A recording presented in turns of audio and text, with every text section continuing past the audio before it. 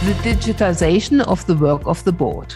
Digitization has not stopped in front of the door of the boardroom. Working processes of boards have changed dramatically in the last years. The speed of the change has only increased since the start of the COVID outbreak. Not all directors feel at ease with the new way of working. Welcome to the Better Boards podcast series. In this episode, I'm delighted to talk with Maddie Scrafton from Governance Services of Computershare. I'm Dr. Sabine Demkowski, founder and managing partner of Better Boards. We make the boards of the most ambitious organizations more effective.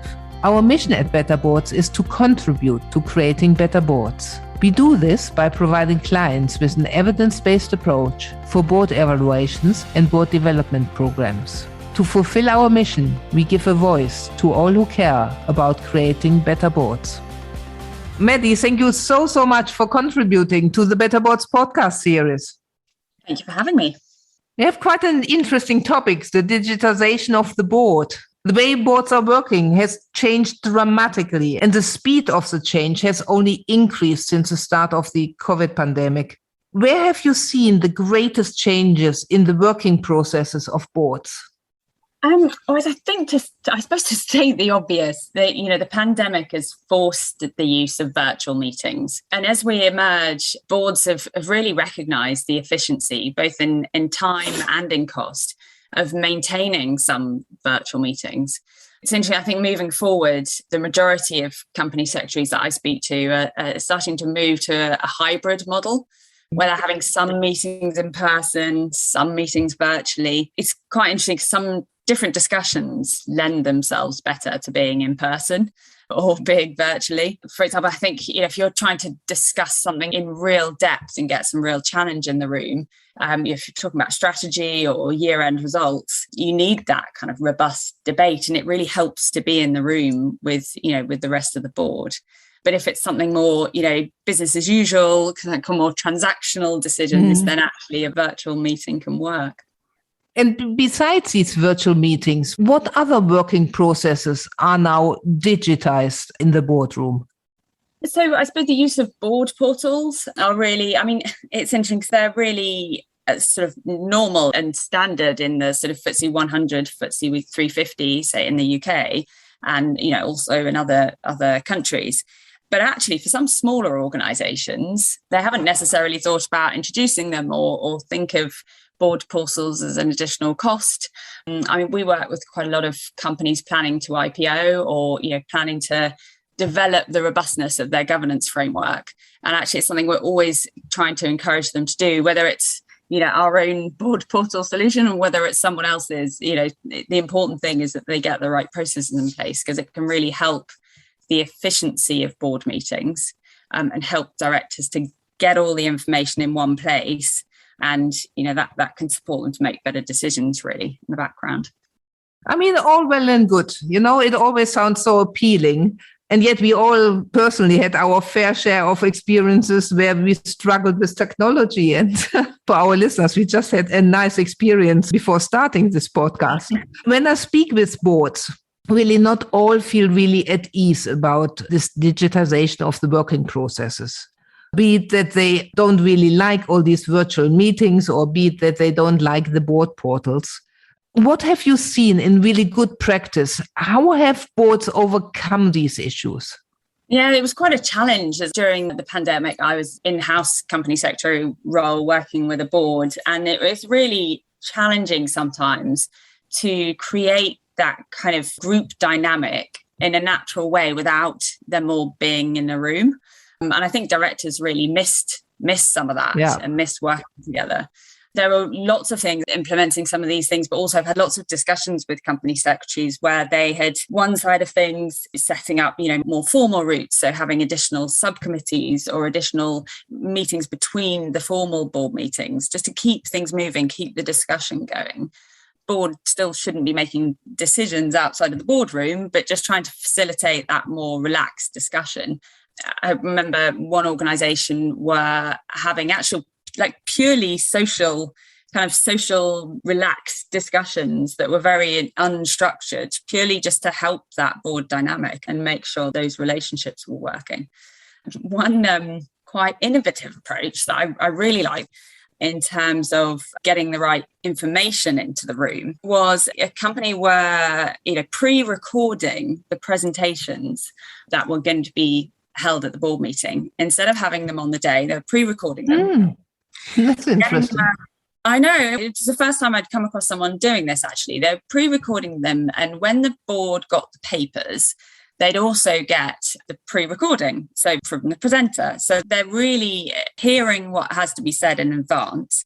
What that allowed them to do is then on the day in the board meeting, it was purely focused on the challenge, the questions, the debate around those issues. So I think it meant they had a much more meaningful dialogue on the day in the boardroom. I think there's potentially one potential challenge with it, whether there's an impact on time commitment from the NEDs. But, in reality, they should be spending a decent amount of time really preparing before the meetings. So, lots of different things that people are trying to create what we had before in the new world. That's actually a fantastic idea, because one of the complaints I always hear in board evaluations is we do not have enough time for debate. We spend too much time repeating what we could have also read. So this is actually a great idea. Hope our listeners will adopt it, or it sparks some thinking around this. Exactly. I thought it was a great idea.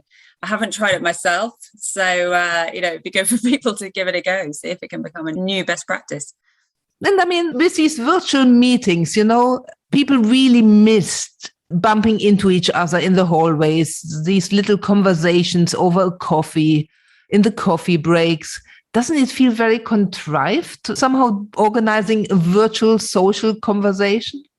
I think it can do. It's probably it's down to the relationships directors have and their kind of willingness to embrace it. I think in reality, for all of us, board members and everyone else, we've all got much more used to being in virtual meetings and that becoming normal. I mean, it's what we do every day now. So I think it's not as contrived as it perhaps seems. You know what I heard actually the other day? They organized a lunch and of course delivered with one of the delivering services. But regardless where people were, at the same time, they actually got delivered their lunch. They ate together in front of the camera. I just thought it automatically created a different atmosphere. I mean, people were laughing about it or had a good laugh about it, but hey, it helped to ease the situation a bit. Exactly. And it's a nice way. I mean, that's what the benefit of boards getting together and sitting down for a meal and having those, board dinners. There is a benefit to that. It does create a more relaxed, better dialogue sometimes. So maybe doing it with wine tasting, that's, it's another. So this whole digitization, what does this really mean for succession planning and the selection criteria of board members? Yeah, this is something that's evolving all the time, succession planning and processes around it. From a very simple perspective, I think the impact it's had is at a very basic level, all directors have to be, technologically savvy these days. I think, really gone are the days of chairs who can't really operate technology. I'm making a huge generalization there. I'm sure there'll be lots of chairs going, how could you say that?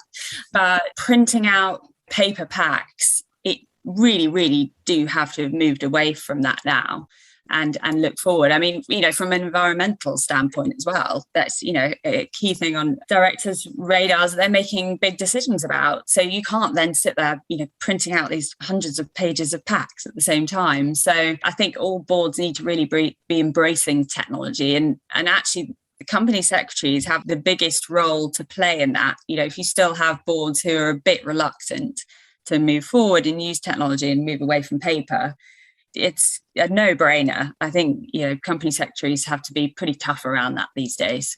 And also I'd say, I suppose from the role of the directors, so from a different angle, digital and technology skills are now in bigger organizations, it's a pretty standard category on many companies' skills matrices.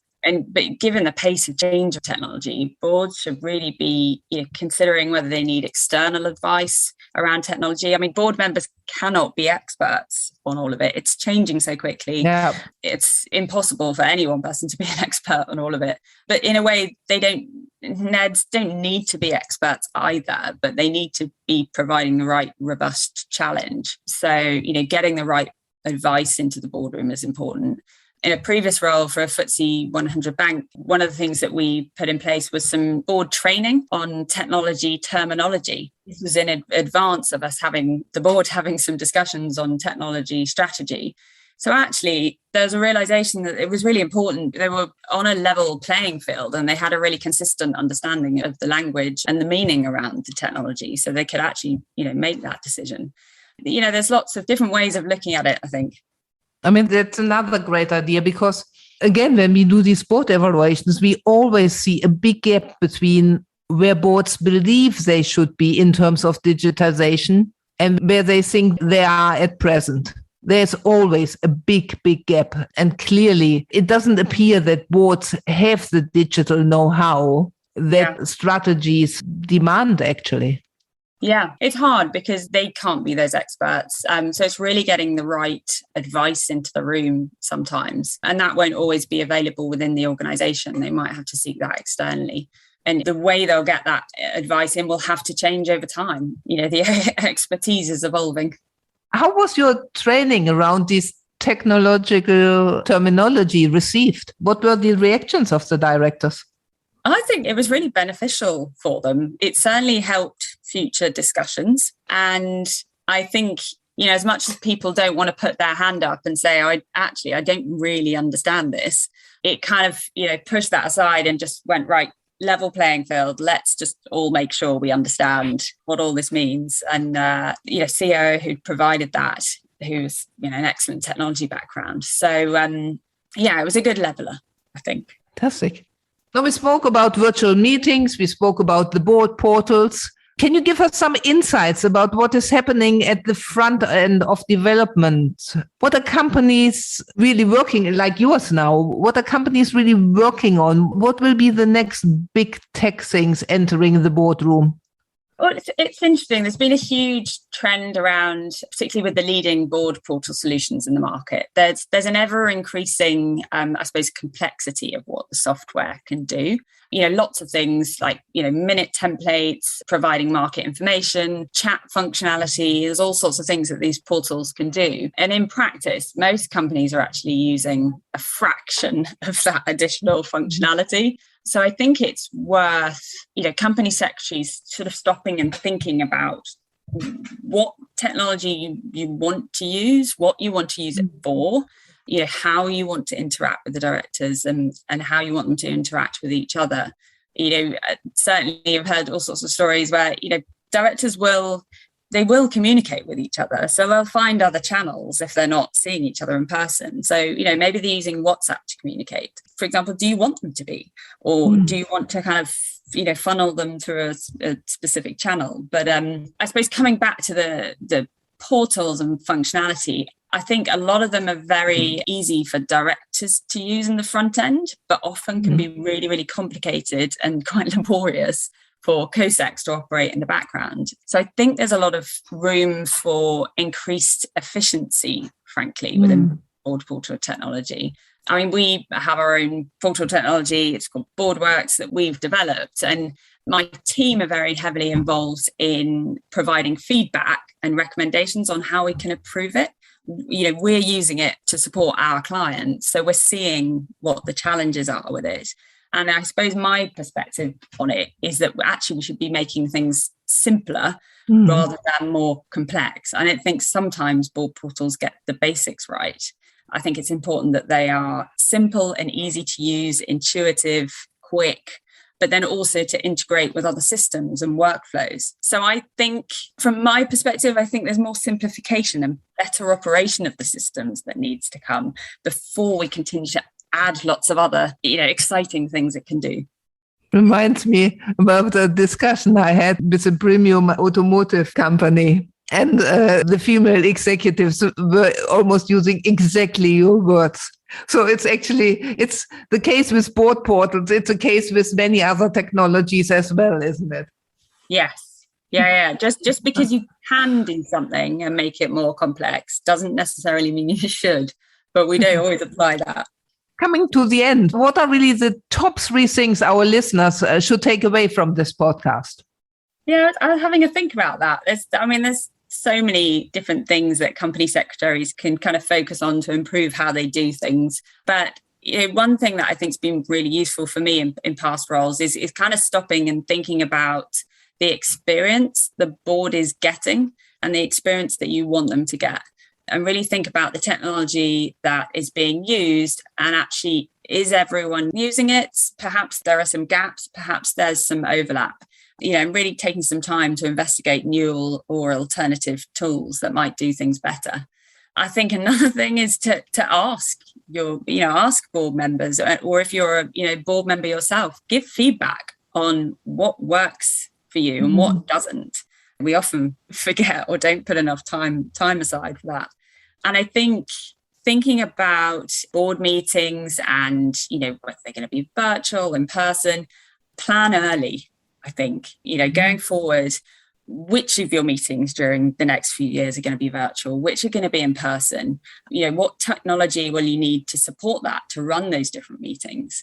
Based on what discussions you're planning to have at those different meetings, which meetings would be best suited to be in person and which would be best suited to being virtual. Non-executive directors really appreciate knowing what's ahead. They've usually got other boards to manage as well. So if they know what they've got ahead of them, it can really help. I did have a conversation earlier this week with a co-sec at a large UK bank, and they said they had their meetings diarised and planned until 2025, which I have to say was pretty impressive. And they're working through them over the next few years of which ones were going to be held virtually, in person. Obviously we'll need to be flexible because frankly, who knows what's going to happen in the next few years, but it's certainly something to keep thinking about. But I was very impressed by how planned they were. That is impressive. that time frame. Fantastic, Maddie. Thank you so much for contributing to the Better Boards podcast series. Thank you for having me. It's been great. How can we help you and your board? We at Better Boards are always delighted to hear from you. You can best reach us at info@better-boards.com. Thank you for listening.